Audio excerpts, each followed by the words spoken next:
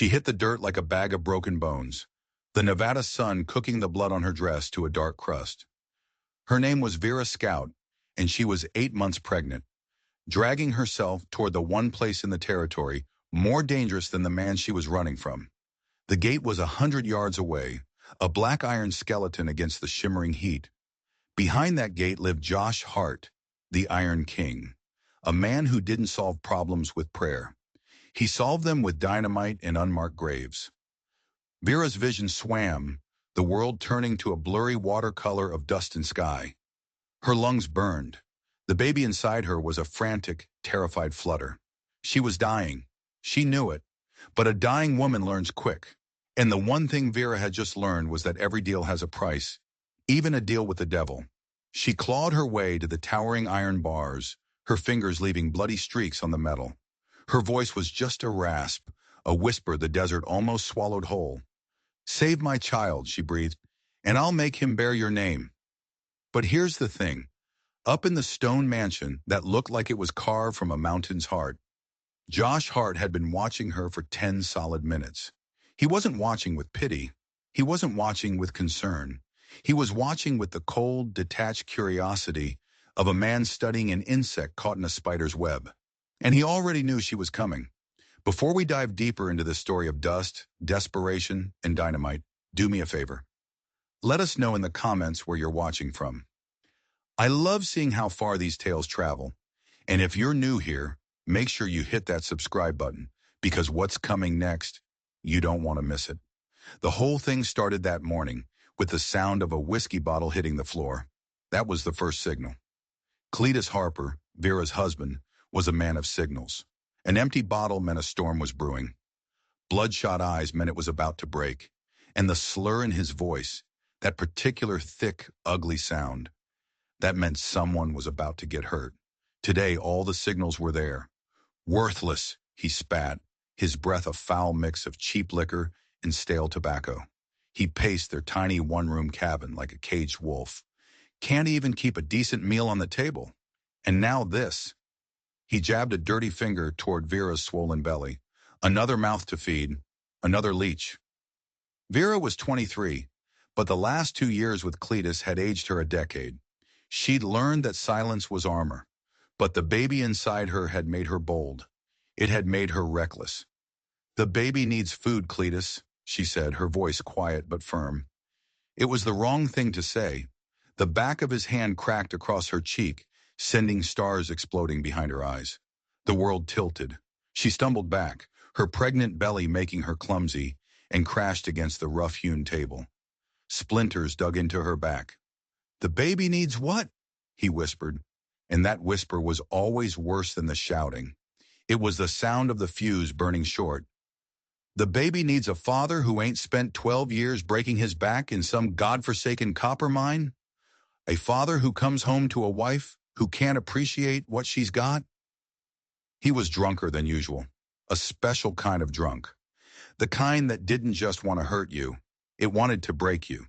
He started pulling on his work boots, heavy, steel-toed boots caked with mud and rock dust, the same boots he used to kick loose rock down in the mines. Vera's heart felt like a trapped bird beating against her ribs. "Cletus, please," she begged. The first kick landed in her side, knocking the wind out of her. The second, a brutal, deliberate blow, landed square on her belly. Pain. White-hot, blinding pain. A scream ripped from her throat, raw and primal. It was the sound of a mother feeling her world end. "Stop!" she gasped, trying to scramble away. "The baby! You're killing the baby!" He drew his foot back again, his face a twisted mask of pure hate. "Good," he snarled. "Save me the damn trouble." But in that instant, something inside Vera didn't just break. It forged itself into steel. Maybe it was the fierce, desperate kick she felt from the baby, a tiny life fighting back. Maybe it was just years of abuse finally reaching its limit.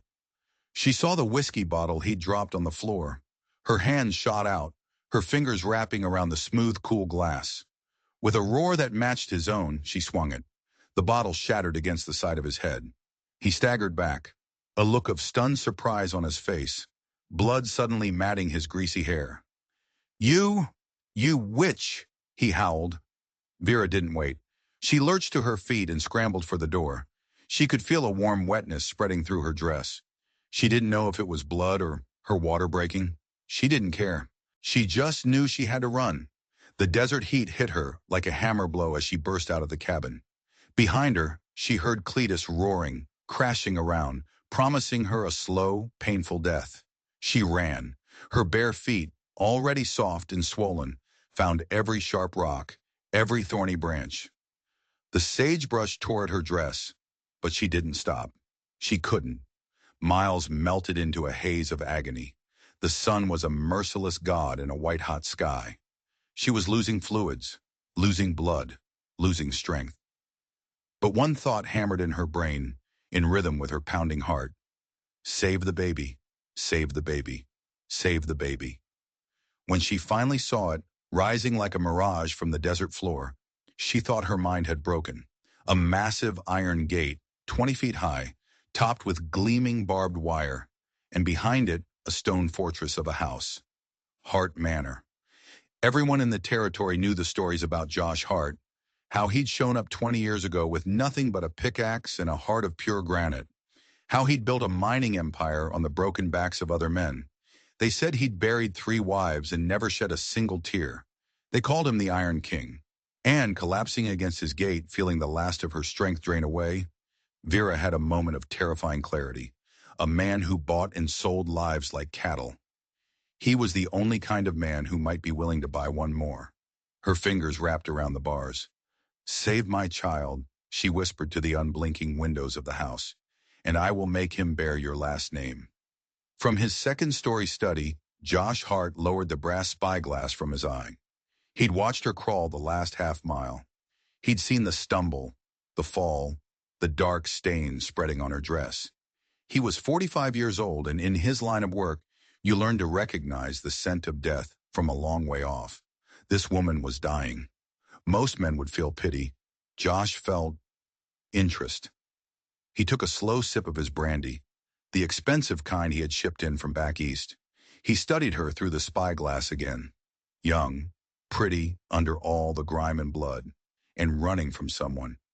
Desperation was a language Josh Hart spoke fluently. He'd built his entire fortune on it. A ghost appeared in the doorway of his study. It was Jacob Morse, his foreman, a man who moved like smoke and carried a long-barreled Colt on his hip. Jacob was more than a foreman. He was Josh's right hand, his problem solver. Sir, Jacob said, his voice flat, there's a woman at the gate. I can see that, Jacob, Josh said without looking away from the spyglass. What does she want? Can't say. She's in a bad way. Looks like someone worked her over real good. Through the lens, Josh saw her lips move. The wind carried the faint sound across the dusty yard. Save my child. Make him bear your last name. Josh lowered the spyglass. He'd heard every kind of bargain a man could make. Men had offered him their daughters, their land, their very souls for a stake in his mines or a little mercy. But no one in 20 years had ever offered him a child, an heir, a legacy. Jacob, he said, his voice as cool and calm as a crypt. Bring her inside. Jacob's weathered face, usually a stone mask, showed a flicker of surprise. Sir, we don't usually... Did I stutter, Jacob? The temperature in the room dropped 10 degrees. No, sir, right away. Jacob turned and his footsteps faded down the long hall. Josh Hart stood and walked to the window. He watched his men carefully unlatch the gate and lift the woman's limp body. As they carried her toward the house, her head lolled back, and for a split second, her eyes locked with his. Even through the pain, her gaze was like a shard of obsidian, sharp, unbreakable. This wasn't a plea. This was a contract. She knew exactly what she was offering. The real question was, did he? He had never wanted children. Children were a vulnerability, a weakness your enemies could exploit. His 3 wives had all died childless. The first, Eleanor, taken by a fever that swept through the mining camp. The second, Sarah, a riding accident. The third, Isabella, found at the bottom of a ravine. 3 wives, 3 tragic accidents. The territory whispered that Hart Manor was cursed, but Josh knew better. They weren't accidents, and the house wasn't cursed. He was. He was cursed with an enemy, a rival as ruthless and as wealthy as he was, a man named Silas Kane. For years, they had fought a silent, bloody war over mineral rights, land claims, and water access, and Silas Kane had discovered Josh's one weakness. Anything he loved died. So Josh Hart stopped loving things. He'd built walls of stone around his house and walls of ice around his heart. And now this woman, this Vera Scout, was crawling through his gate, offering to place the most vulnerable thing in the world, a newborn child, directly into the heart of his fortress. It was either the stupidest act he had ever witnessed, or the bravest. Or maybe it was something else entirely. The curious thing, the thing that gnawed at him as he watched his men carry her inside, was the timing. Silas Kane had been quiet for almost a year. Too quiet. A predator doesn't stop hunting. It just waits for the perfect moment to strike. Was this woman that moment? Was she bait? A Trojan horse sent to finally bring him down? The thought was as cold and hard as a nugget of gold. He looked at her broken form, the swollen belly, the blood. It was a hell of a performance, if it was one. He turned from the window. "Jacob!" he called out. His foreman reappeared in the doorway instantly. "Sir, send a rider to Elkhorn Ridge. Get Doc Peterson. But tell him to use the old canyon road, not the main trail." Jacob nodded. He understood. The canyon road was longer, but it wasn't watched. And Jacob, find out who she is, who she was running from. I want to know everything. I want to know the name of his dog and what he ate for breakfast. I'll have men on it before the doctor arrives. One more thing, Josh said, his eyes narrowing. Double the guards on the perimeter. No one gets in or out without my express permission. No one. Jacob's eyes flickered with understanding. Trouble, sir? Josh Hart walked to his desk and picked up the heavy Colt revolver that lay there, always within reach. He checked the cylinder. Full.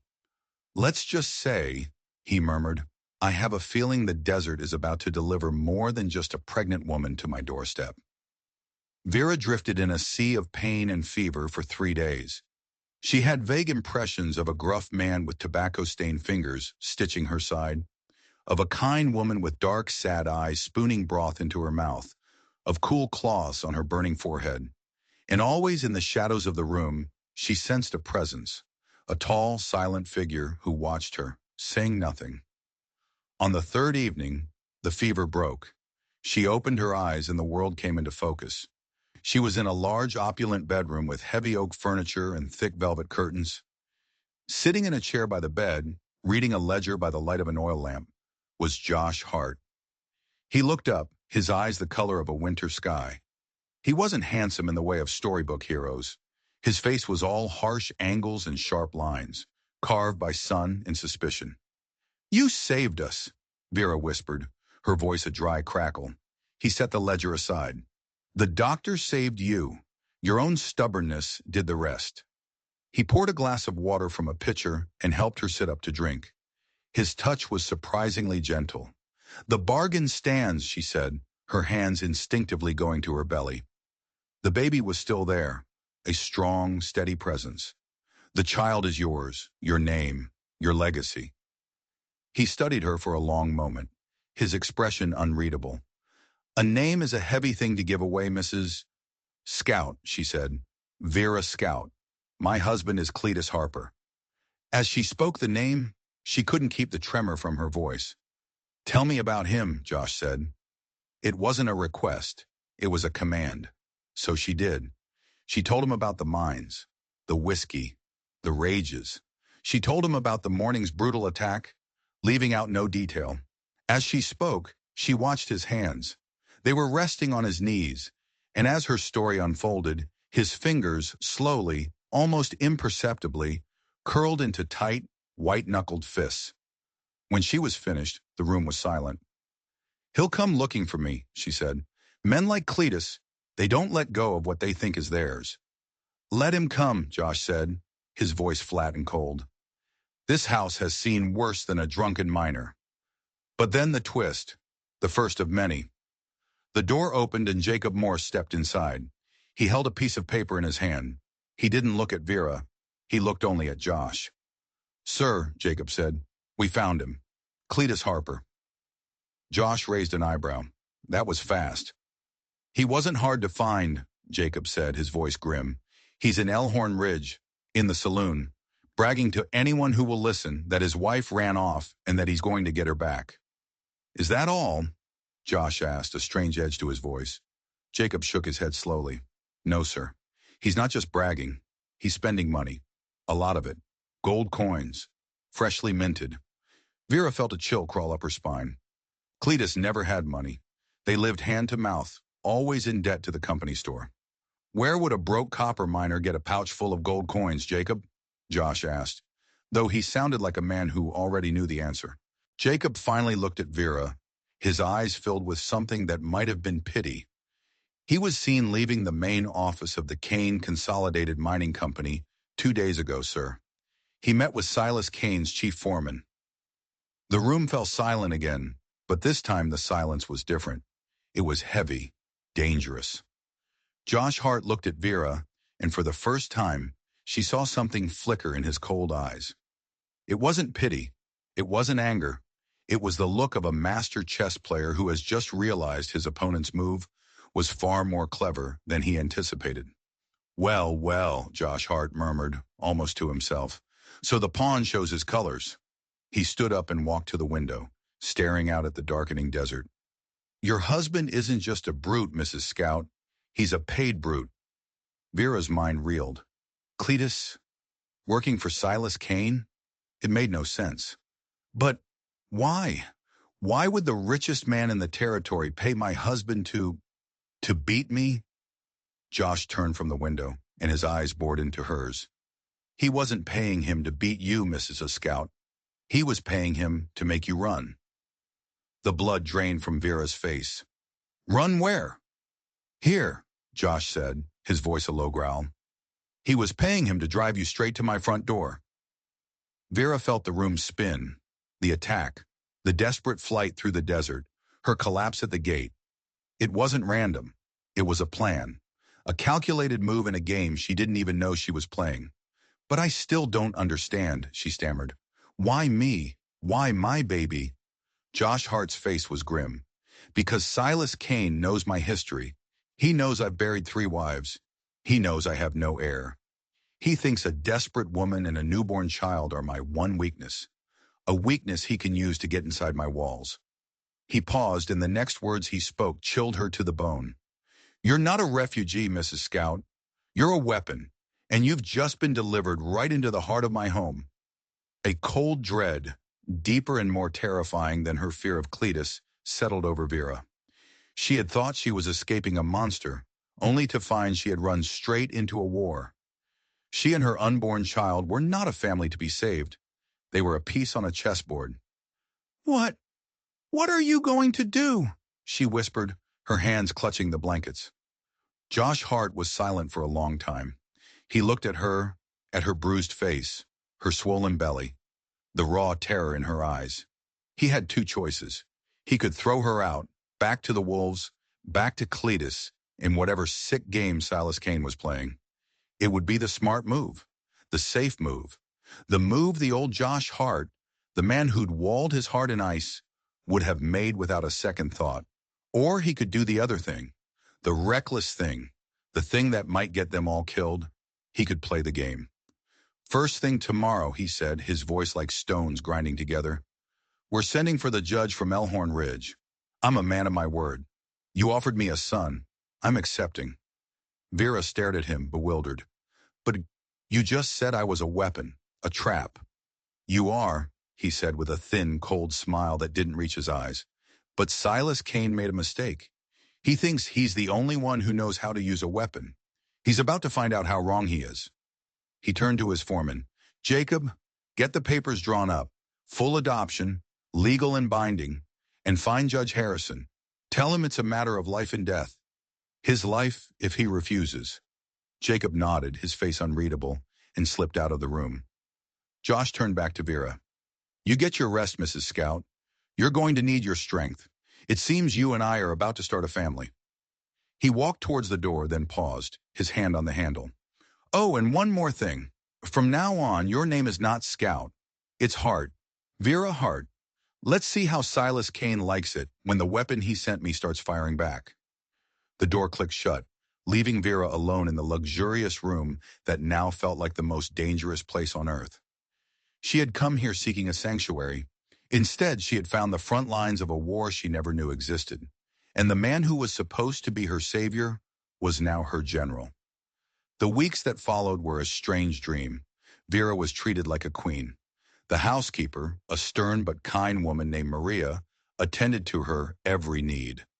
Doc Peterson visited regularly, muttering about miracles. Josh Hart was a constant, silent presence. He would sit with her for hours, sometimes reading his ledgers, sometimes just staring out the window, his mind clearly miles away, plotting strategies in a war she could only guess at. He told her more about Silas Kane, about the feud that had started 20 years ago over a single, gold-rich claim. A feud that had escalated from legal battles to sabotage to outright murder. He told her about his wives, Eleanor, his first love, who had died of a fever that only struck Hart's mining camp, right after he'd outbid Kane for a silver load. Sarah, who was thrown from her horse when the saddle cinch, a brand new one, mysteriously snapped on a narrow mountain trail bordering Kane's property. And Isabella, who had gone for a walk and was found in a ravine with a broken neck, just days after Josh had secured the railroad contract Kane had wanted. He never leaves evidence, Josh said, his voice a low rumble of contained rage. Just tragedy. He knows I can't prove a thing, so he takes what I love, piece by piece. Vera listened, her heart growing cold. She realized Josh's isolation wasn't cruelty. It was a shield. By keeping everyone at a distance, he kept them safe. By accepting her and her child, he was painting a target on their backs. "Why are you doing this?" she asked one evening as they sat in his cavernous study. "Why risk it? You could have thrown me out." He looked at her, and for the first time she saw a crack in his iron facade. She saw a flicker of a man who was tired, tired of fighting, tired of being alone. "Maybe," he said quietly, "I'm just tired of letting him win." Then came the day Judge Harrison arrived. He was a portly, nervous man who sweated profusely, even in the cool of Hart manner. He looked at Josh with a mixture of fear and respect. The adoption papers were laid out on the massive oak desk. They were ironclad. Vera read them, her hand trembling. She was signing away her son's name, his legal connection to her, all for a promise of safety. She picked up the pen, but as her nib touched the paper, the judge cleared his throat. "Mr. Hart," he stammered, mopping his brow with a handkerchief, "this is highly irregular. A living mother, a father who is, well, alive." Cletus Harper forfeited his rights as a father when he used his unborn child as a punching bag, Josh said, his voice dangerously low. "Yes, of course, but legally—" "Are you questioning the legality of this document, Judge?" Josh asked, leaning forward. "A document my lawyers assure me is as solid as the rock in my mind's?" No, not at all," the judge said quickly. He glanced around the room at the armed guards standing silently by the doors. "Just a word of caution, as a friend." "I have no friends, Judge," Josh said. "Nevertheless," the judge pressed on, lowering his voice, "you should know. Cletus Harper was in my office yesterday. He wasn't alone. He was with Kane's lawyer. They were asking hypothetical questions about parental rights, about what it would take to declare a mother unfit or mentally unstable." Vera's blood ran cold. They weren't just going to come with guns. They were going to try and take her baby with the law. They were going to paint her as a crazy, hysterical woman. Josh's eyes narrowed to slits. "Thank you for the information, Judge. I will bear it in mind." Vera signed the papers. Her signature was a defiant scrawl. As she wrote the last letter, a sharp pain shot through her belly. She gasped. Josh was at her side in an instant. "What is it?" "The baby," she breathed. "It's time." 2 days later, Thomas Hart was born. He came into the world screaming, with a full head of dark hair and a grip so strong he made Doc Peterson yelp when he grabbed his finger. Vera had never known a love so fierce, So absolute. It was a terrifying, beautiful thing.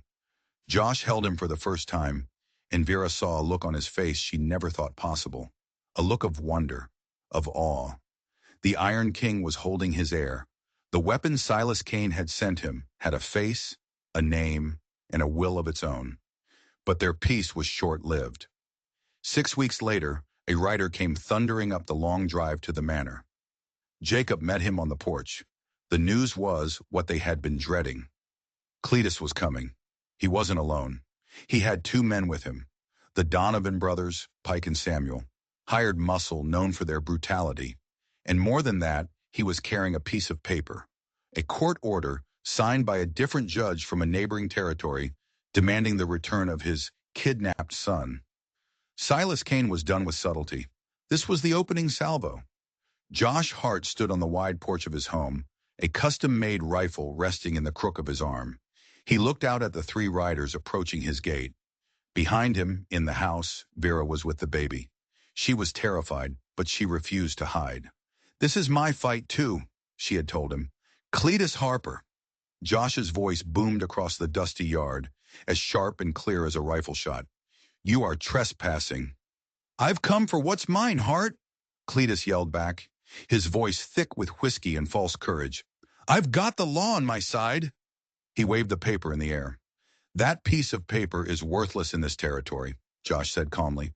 "And so are you. Turn around and ride away, and I'll forget this happened." Pike Donovan, a hulking brute of a man, spat on the ground. "We ain't leaving without the boy." Suddenly, the front door of the mansion opened. Vera stepped out onto the porch. She was holding baby Tommy, wrapped in a blue blanket. She looked regal, unafraid. The battered woman who had crawled to this gate was gone. In her place was a queen defending her castle. The sight of her and the baby seemed to drain the fight right out of Cletus. His face went slack, a mixture of rage and something that looked a lot like regret. "Vera," he stammered, "you can't do this. He's my son, my blood." "You tried to kill him," Vera said, her voice ringing with clarity and strength. "You gave up your right to call him son. This man," she said, stepping closer to Josh, "saved us. He gave us a home. He gave us a future." She looked at Cletus, her eyes filled not with hate, but with a sad finality. "This boy will grow up knowing what it means to be a real man. Strong, but kind. Powerful, but just. Everything you are not. His name is Thomas Hart. You have no son here." Cletus stared, his mouth opening and closing. The Donovan brothers looked uneasy. This wasn't going the way they'd planned. From the shadows of the outbuildings, a dozen of Hart's miners appeared, all holding rifles. They didn't make a sound. They just appeared. Jacob Morse was among them, his hand resting on his Colt. The standoff was absolute. The desert air was thick with tension. But then Josh noticed something. Cletus was the focus, the loud, drunken threat. But Pike Donovan wasn't looking at Josh, or Vera, or the armed miners. His eyes kept flicking to the east, towards a low ridge of hills a half-mile away. It was a subtle, nervous tick. But Josh had built his empire by noticing things other men missed. He followed Pike's gaze. For a moment he saw nothing but rock and sagebrush, and then a flicker, a flash of light, like sunlight glinting off metal, off a spyglass, or a rifle scope. This wasn't the attack. This was a distraction. Josh's blood ran cold. The real threat wasn't at his gate. It was already aiming at his back. "Get inside," Josh whispered to Vera, his voice tight. "Now!" Vera saw the look in his eyes and didn't argue. She turned, clutching Tommy, and walked back into the house. Josh kept his rifle pointed at Cletus, but his mind was racing. Who was on the ridge? How many? "It's over, Cletus," Josh said, raising his voice, playing his part. "Your bluff has been called. Go home." Cletus, confused by this sudden turn, looked to Pike Donovan for a signal. Pike gave a tiny, almost imperceptible shake of his head. The plan had changed. "This ain't over, Hart," Cletus snarled, trying to regain his footing. He wheeled his horse around. "You'll regret this." The 3 of them rode off, kicking up dust. Josh's men stayed in place, rifles ready, until the riders were just specks on the horizon. Jacob walked up onto the porch. "What was that, sir?" They gave up pretty easy. It was a test, Jacob, Josh said, his eyes still locked on the distant ridge. They were probing our defenses, seeing how we'd react. He turned to his foreman, his face grim. The man on the ridge. Did you see him? Jacob nodded. I saw the glint. One man. Maybe a spotter. Maybe, Josh said. Or maybe something else. He scanned the landscape, his mind a whirlwind of tactics and possibilities. Kane wasn't a man for half measures. A single sniper? It was too simple. Too clean. It wasn't his style. What are your orders, sir? Jacob asked. Pull everyone back inside the main walls. Bar the gates. I want a man in the bell tower with a spyglass. I want to know if a lizard sneezes within 5 miles of this house, Josh commanded, and bring Maria to my study. Now. Vera was waiting for him just inside the door, her face pale but her eyes fierce. What's happening? What did you see? I saw the hand of Silas Kane, he said. He looked down at the baby in her arms, sleeping peacefully, unaware of the storm gathering around him. A fierce, protective wave washed over him, so powerful it almost took his breath away. It was more than just responsibility for an heir. It was love, the very thing he had sworn off forever. And it terrified him more than any rifle. He gently touched Tommy's cheek. He will never touch you, he whispered. I swear it. A few minutes later, he was in his study. The heavy curtains were drawn. Jacob stood by the door. Maria, the quiet, unassuming housekeeper, stood before his desk. She was a woman in her late 50s, with graying hair pulled back in a severe bun and hands that were chapped from years of hard work. Maria, Josh began, how long have you worked for me? 18 years, Senor Hart, she said, her voice soft but steady. Ever since 2 years after the death of Senor Eleanor. Josh nodded slowly. And in all that time, you've been a loyal, faithful employee. Quiet, diligent. You see everything and say nothing. He paused, leaning forward in his chair. But that's not the whole truth, is it, Maria? The housekeeper didn't flinch. Her dark eyes met his. No, senor. Vera, standing near the fireplace, gasped. Josh continued, his voice low. You see, when my first wife Eleanor died, her family didn't believe it was a fever, especially not her younger sister, a sister who was training to be a Pinkerton agent, a woman known for her skills in observation and protection, a woman who disappeared right after Eleanor's funeral. He stared at Maria. A woman who looked a lot like you, just 20 years younger. Isn't that right, Martina? The housekeeper stood a little taller. The quiet servitude fell away from her like a cloak, revealing something hard and sharp underneath. My name is Maria Gutierrez, senor. It has been for 18 years. But you're her, Josh pressed. Eleanor's sister. You came here after she died. You took a job as a housekeeper to watch over me, to protect me from the man you suspected killed her. Silas Kane. Maria finally gave a slight nod. My sister made me promise to watch over the man she loved. I have honored that promise. Josh felt a wave of shock, followed by a strange sense of relief. For 18 years, he thought he had been utterly alone in his fight, but he'd had a silent, hidden ally in his own home. Why are you telling me this now? Maria asked, her gaze unwavering. Because today, I saw a sniper on the East Ridge. But Silas Kane is not a sniper. He's a scorpion. He likes to poison the well, not shoot you from a distance, Josh said. That man on the ridge wasn't there to shoot me. He was there to watch the house, to see who went where, to map our routines. He looked from Jacob to Maria. Cletus and the Donovans were just a show. The real attack is coming, but it won't be a frontal assault. He's going to try and poison us from the inside out. And I need someone on the inside I can trust completely. Someone who knows this house and its staff better than I do. Maria's face was grim. What do you need me to do? Watch everyone, Josh commanded. The cooks, the stable hands, the maids. One of them might be on Kane's payroll. Look for anything out of place, anything unusual, a new trinket, a whispered conversation, a nervous glance.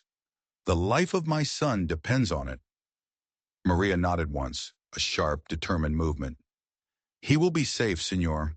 I will not fail again. She turned and left the room, no longer a simple housekeeper, but a guardian. The next few days were filled with a terrible, suffocating tension.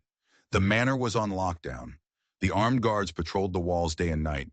Life went on inside, but it was a pantomime of normalcy. Every meal was tasted for poison. Every shadow seemed to hold a threat. Vera rarely left Tommy's side. She felt like a prisoner in her own home, but she understood the necessity. She watched Josh as he pored over maps, planned defenses with Jacob, and worked tirelessly to protect their strange, forged family. The respect she felt for him was deepening into something more, something that frightened and thrilled her at the same time. The break came 3 nights later. There was a frantic knock on the study door. It was Maria, her face ashen.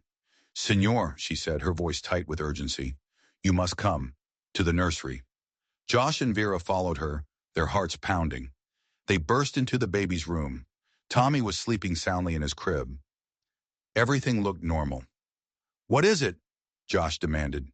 Maria didn't speak. She just pointed a trembling finger at the side of the wooden crib. There, carved crudely into the wood, was a small, simple symbol, a scorpion. Vera felt the air leave her lungs. Someone had been in this room, standing over her sleeping child, close enough to touch him, close enough to... Josh's face became a mask of cold fury. He turned to Maria. "Who?" he snarled. "The new stable hand," Maria said, her voice shaking with rage. "The one we hired last month. A quiet boy, named Sam. I saw him talking to one of Kane's men in town last week. I thought nothing of it. But tonight, he asked for a glass of milk before he went to the stables. Said he was thirsty. He must have slipped away from the kitchen and come up here." "Where is he now?" Jacob asked, his hand already on his gun. "He's gone," Maria said. "Slipped out through the west pasture. His bunk is empty." Josh stared at the carved scorpion. It was a message, a taunt. "I can get to you anytime I want. I can touch your son while he sleeps." But it was more than that. Josh knew Kane's twisted mind. This wasn't just a threat, it was a signal. The scorpion marks its prey before it strikes. The attack was no longer coming. It was imminent. "Lock this room," Josh ordered Vera. "Bar the door. Don't open it for anyone but me or Jacob. Do you understand?" Vera, clutching a fireplace poker, nodded, her eyes wide with terror. Josh, Jacob, and Maria raced down the stairs.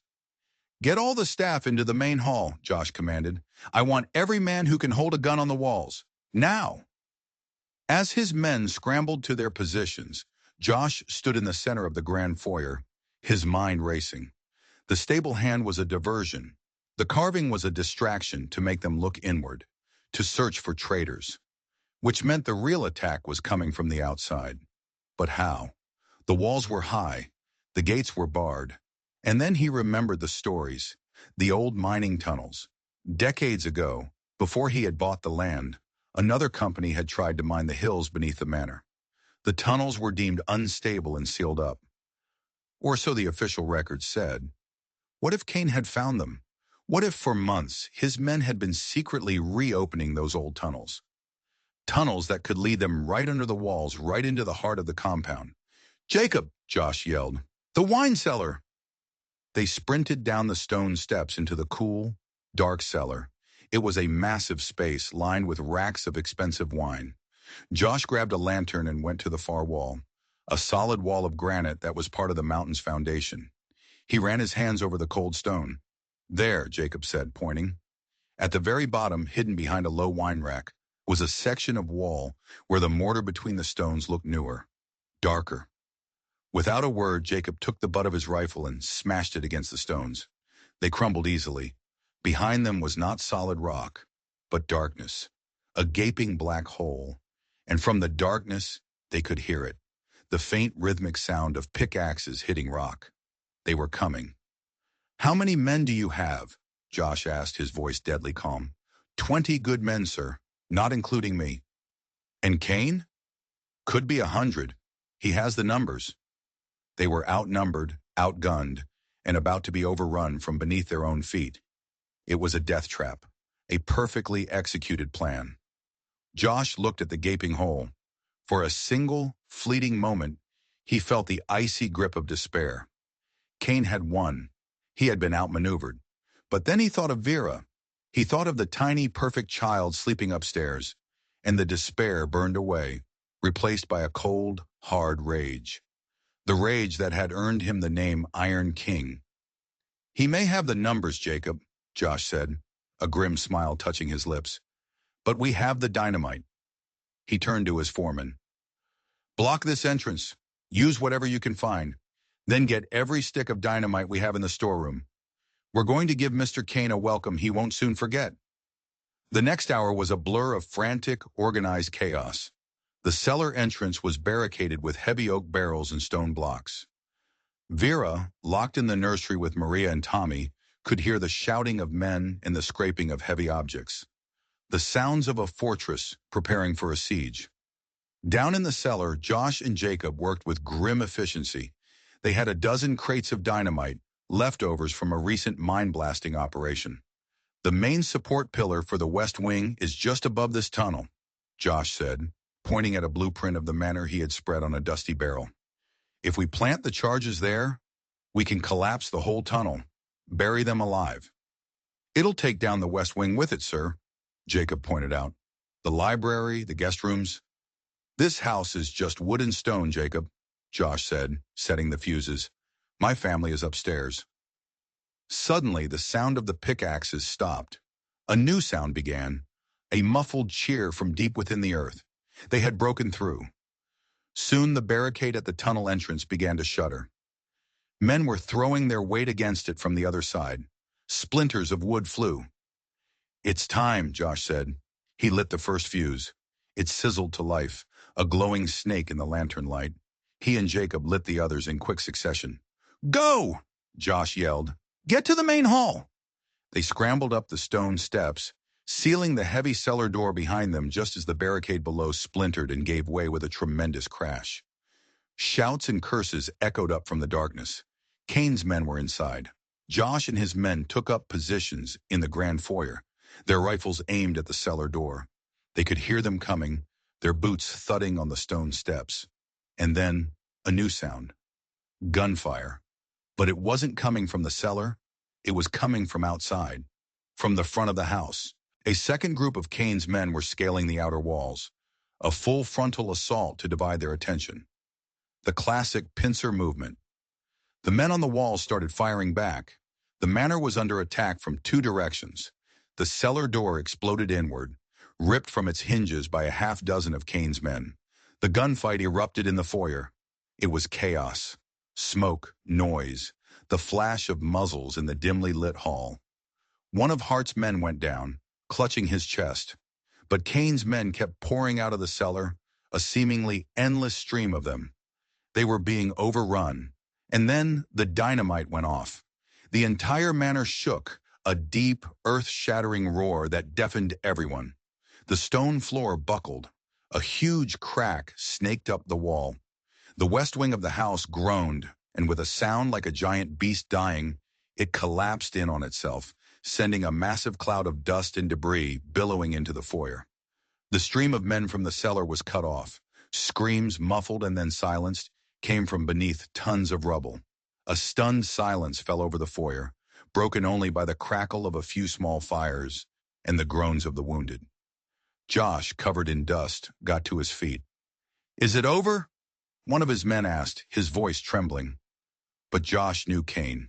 It was never this easy. And as if on cue, a voice called out from the darkness of the front porch, where the battle still raged. A calm, cultured voice that dripped with malice. "Hart! Josh Hart! You can't hide in there forever. Your house is burning. Send out the woman and the child, and I'll let you and your men live." It was Silas Kane. He was there, in person. Josh made his way to a shattered window and peered out. In the light of the fires, he could see him. Silas Kane, dressed in an expensive suit, standing behind a line of his gunmen as if he were watching a play. And next to him, held at gunpoint, were three figures. One was Cletus Harper.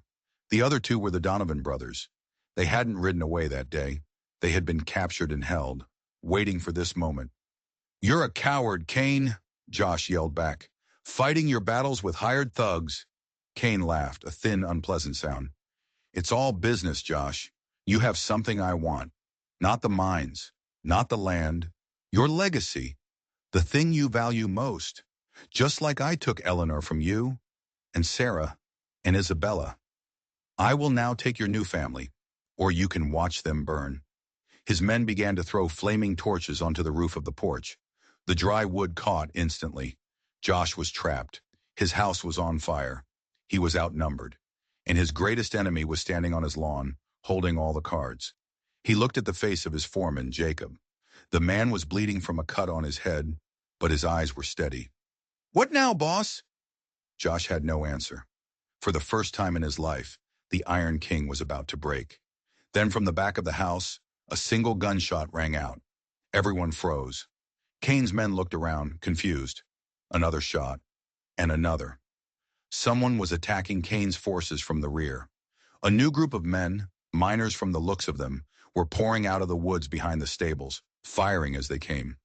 They were a ragtag bunch armed with hunting rifles and shotguns, but they fought with a desperate fury. Hart's off-duty miners, his loyal crew. Someone must have gotten a message out. The tide of the battle shifted in an instant. Kane's men, caught between the house and the surprise attack, were thrown into chaos. Silas Kane's face, for the first time, showed a flicker of panic. He barked orders, trying to rally his men, but it was too late. His perfect plan was falling apart. In the confusion, Cletus Harper made his move. He wasn't a good man. He was a drunk and a coward. But seeing Vera on the porch earlier that day, seeing the son he had almost killed, had stirred something in the wreckage of his soul. With a wild roar, he slammed his head back into the face of the man holding him, then threw himself, not at Josh, but at Silas Kane. He was a big man, and his desperate charge took Kane completely by surprise.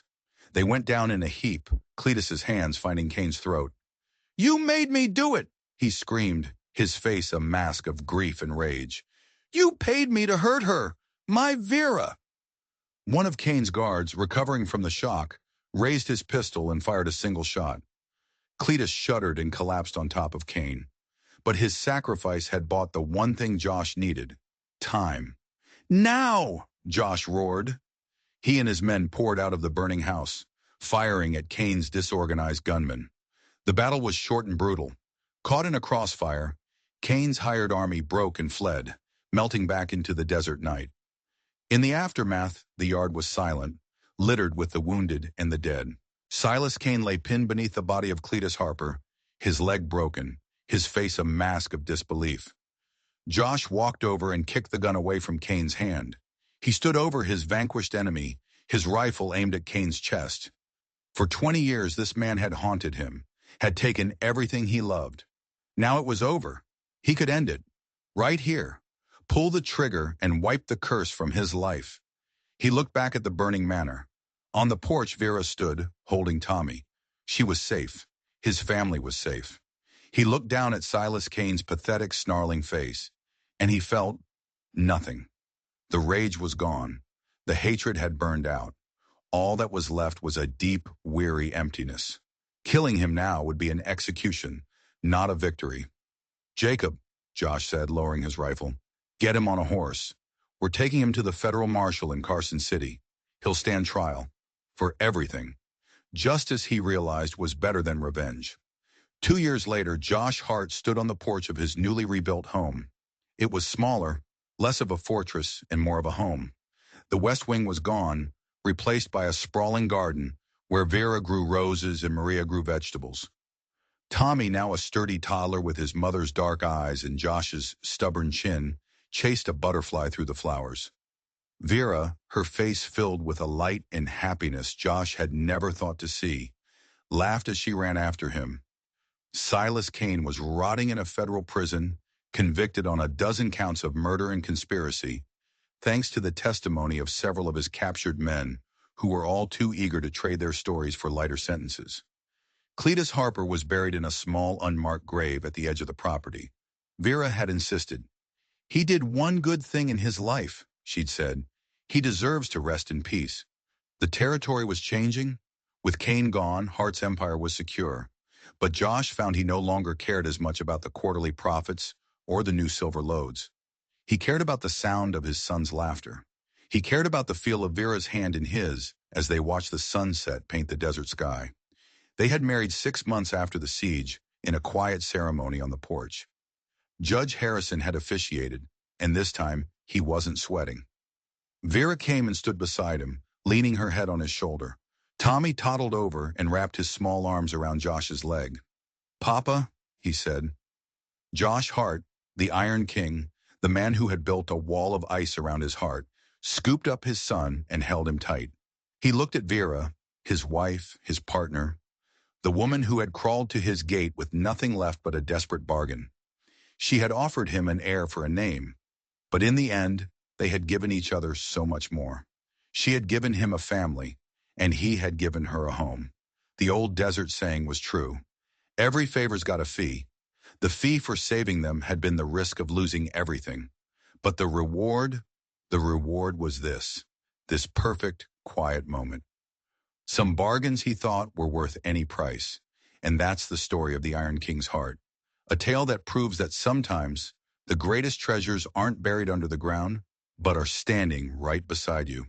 If you enjoyed this story, do me a favor and hit that like button. It really helps the channel out. And don't forget to subscribe and turn on notifications because I've got another story from the Wild Heart of the West coming your way that you are not going to want to miss. Until next time, stay safe out there.